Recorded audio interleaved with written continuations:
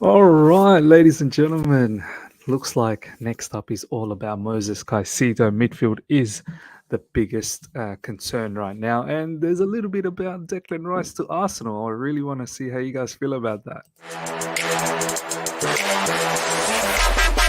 All right. Here we go, back again on the other side of the coin.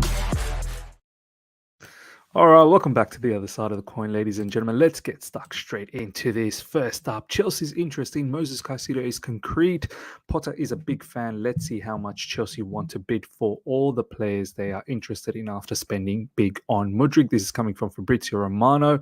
We'll talk, obviously, in details about Moises Caicedo. I just want to go through the news about him first up. Next, there's a talk of a 70 million price tag for Moises Caicedo. This is from The Athletic. Look, I'm pretty sure that's pretty much it for Moises. Yeah, Moises Caicedo. Look, 70 million price tag on Moises Caicedo. As I said recently, I think the hype has really driven this price up. Obviously, the World Cup, scenario has driven the price up as well. He's a very good player. There's no doubt about that. Brighton player, and Graham Potter knows everything about this particular player. The backroom staff at Chelsea, who's all Brighton at the moment, knows everything about this player. He's genuinely a very, very good midfielder who's got the capabilities of being box to box. He can sit deep as well if need be. But when we talk about a defensive midfielder, the first name probably comes up in the Premier League that I'm thinking personally is Casemiro level of player. Now, I'm not saying Caicedo is anywhere near Casemiro's level at the moment, but the characteristics are similar. Someone who can potentially sit deep, someone who looks for the opportunity to drive forward whenever there is an opportunity, someone who's very good with the ball. His passing ability is excellent and can chip in with goals, can chip in with little bits and pieces of assist here and there as well. Moises Caicedo, from a defensive standpoint, I think will be fantastic. With him and potentially at the moment, I don't know, we can use Kovacic, we can use even Jorginho. Do you know what I mean? Someone like Jorginho, much like when Zakaria used to play for us just before he got injured. Having him around alongside a Kovacic or Jorginho, it just helps Jorginho and Kovacic to be more themselves and not really worry too much about the defensive side of the things, even though they're very, very good and even though they need to concentrate on the defensive side of the things. It's not like all of a sudden they don't have any off the ball, work. But these type of players just seem to give these other players in midfield just a license to do what they need to do with possession. I think Moises Caicedo is going to be that player who can pretty much combine with anyone Chelsea has in midfield. And down the track, obviously, there still seems to be interest for Enzo Fernandez. Apparently, we're going to come back for him in the summer. It's not dead at the moment. I think it's dead for the time being in January, but it's not dead in altogether, I suppose. In the summer, seems like there's some reports coming from Matt Law that we will possibly go back for him. And someone like Enzo Fernandez and Moises Caicedo, I think that is going to be a dynamic, very, very dynamic midfield situation for us. So, ladies and gentlemen, let me know what you think about this. If we actually pull off Moises Caicedo for 70 million in this window, I don't know, man. That just shows immense ambition from the owners, and it's mad. I said it in my stream yesterday that these owners are taking us for a roller coaster ride. There are times where I'm thinking, what are these owners doing with all the decisions they're making? And then there are times I'm thinking, do you know what? They're showing such ambition to get all of these players in, top quality players as well. Caicedo is top notch quality. I know some people still not going to be happy with this because we don't want to turn out to be Brighton, this, that, the other. Man, Brighton's got a World Cup winner in their squad, McAllister. Have a look at how Brighton's playing. Brighton are flying. Brighton are vying for top six. I'm not even going to be surprised if they actually crack into top six, because besides the top four team, the fifth and sixth team, I think Brighton can easily crack into that position. This is how well Brighton's playing. So I'm not going to sit here and bash Brighton players because they're damn good. McAllister's good. Caicedo's good. There's talks about Trossard. all of a sudden, apparently now Trossard is, underrated. I mean, overrated or whatever you want to call it. The hype has died. He's not a good player anymore just because the incidents that's happened. I still think Trossard is a very, very good player. I'm not going to forget what he's done last season and earlier on this season. Right now, obviously, there seems to be some issue with Roberto De Zerbi, but this sort of stuff happened every time. The news that I want to bring up now off the back of this is, look at this. Chelsea's interest in Declan Rice has cooled, ladies and gentlemen. I mean, you can see, let me just bring this up. You can see I've got a massive grin on this particular news. This is coming from Nizar Kinsella, so I don't know. Take it with a pinch of salt, I suppose. Look, yeah, I'm not sure how much I want to believe this, but potentially there could be something there. Chelsea's interest in Rice has cooled. Arsenal are now after Declan Rice, and with our pursuit towards Moises Caicedo, and there's others that have been sort of popped about, obviously last summer, late on, Edson Alvarez. Now there's been talks about Kone from Bundesliga. I can't exactly remember what club. And there's been other players that have been floating around, and Declan Rice's name has now apparently called. As I said, Nizar Kinsella just, I don't know how much you want to trust him because recently Nizar has been weird, but I can see Declan Rice potentially moving away from the Chelsea interest because most likely we're not going to make top four. And he's apparently looking for a club that's in the Champions League because he wants to play Champions League football. And I'm all okay for it. There's so many comments. People are laughing about this. I'm not getting my hopes high just yet, but this is progress. I mean, Ibsy is one of those particular fans that has wanted João Felix and got a lot of stick from the Rice stands, and then and he's obviously a particular fan that didn't ever want Rice, and now he gets his wish. Very, very interesting situation. Ladies and gentlemen, let me know what you think about Moises Caicedo potentially come to Chelsea Football Club. As I said, the connection with Graham Potter. Graham Potter should know this particular player, and Graham Potter should know exactly how to deploy this particular player. And then also potentially Declan Rice moving to Arsenal Football Club in the summer. All those talks about us being linked with Declan Rice, like this is the ending that I think we all deserve. Well, I deserve it as well.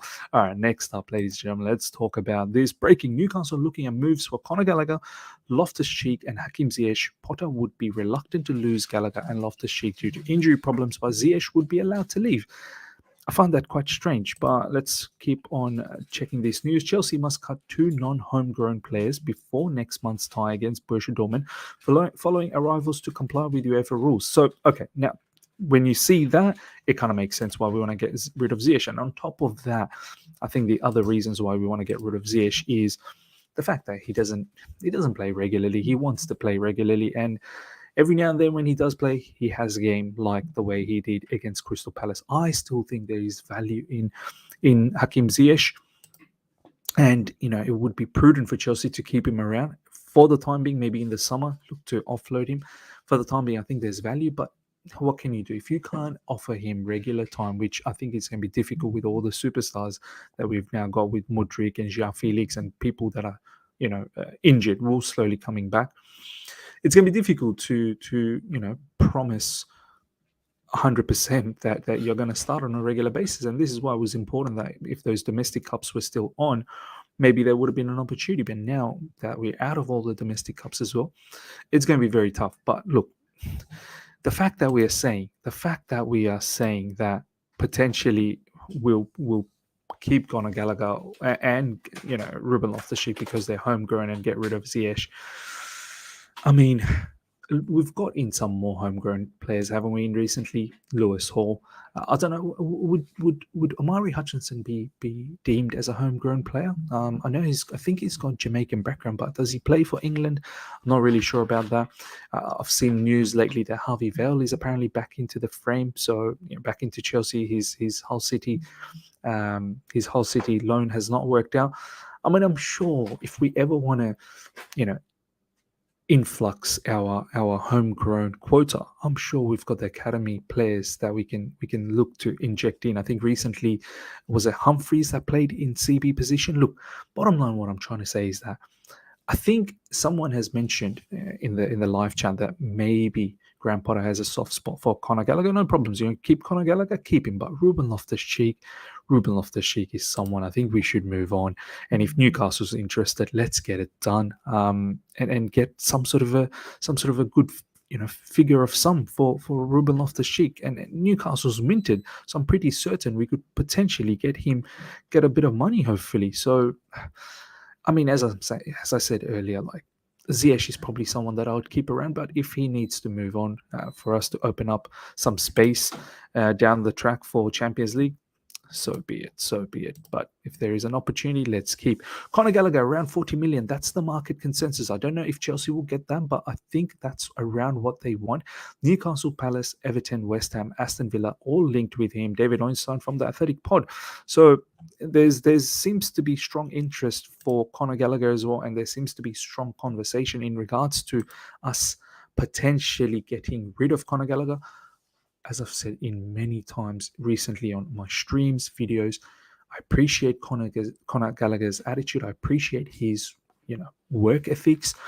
He absolutely loves Chelsea Football Club. He absolutely wants to play for Chelsea Football Club. But I don't think he has the entire package to be a Chelsea quality level player. Like, that's my honest assessment in Conor Gallagher. He's all about running.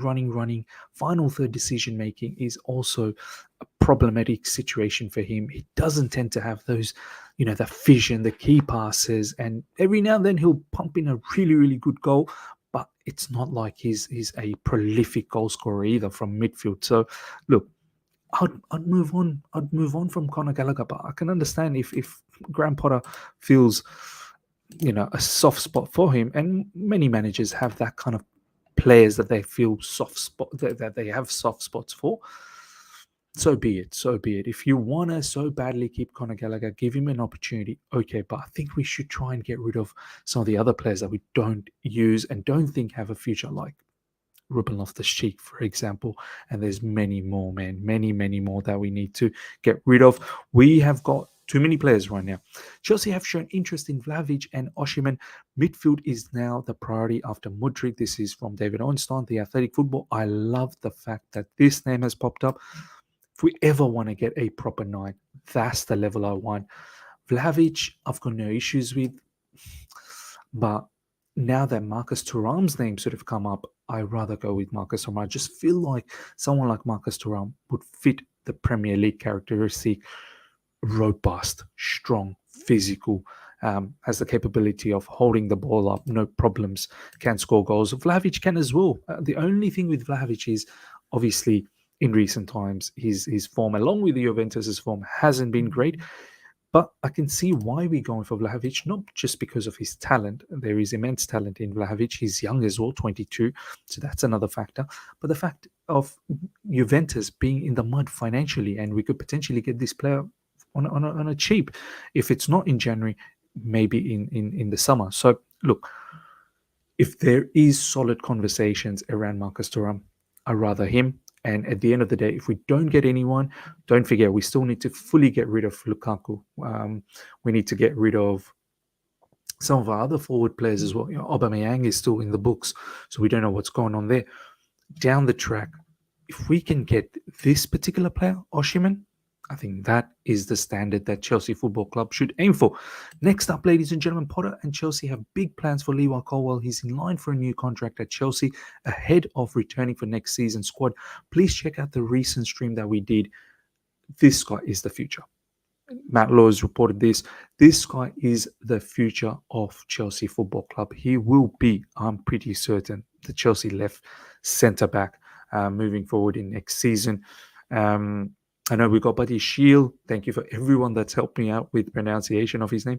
Buddy Shield is also looking good. One game. Let's see how he continues from here on in. But Levi Colwill, I've now seen enough. I've literally seen enough of him in Brighton. He's now a starter. Roberto De Zerbi absolutely values him. And the fact that we're looking to give him a big contract to make sure that we tie him down at Chelsea Football Club. And also the fact that Levi Colwill was in the in the stadium when we won that match against Palace recently. Mudryk was there. Levi Colwill was mingling with Mudryk. I think something's going on to give Levi Colwill a big big contract, and I'm all down for that. And it just shows that he is the future. And the way he put on a masterclass effort against Mohamed Salah against Liverpool, wow, that was sensational. Not just defensively, but with the ball as well. Some lovely passes from deep, some line-breaking passes as well.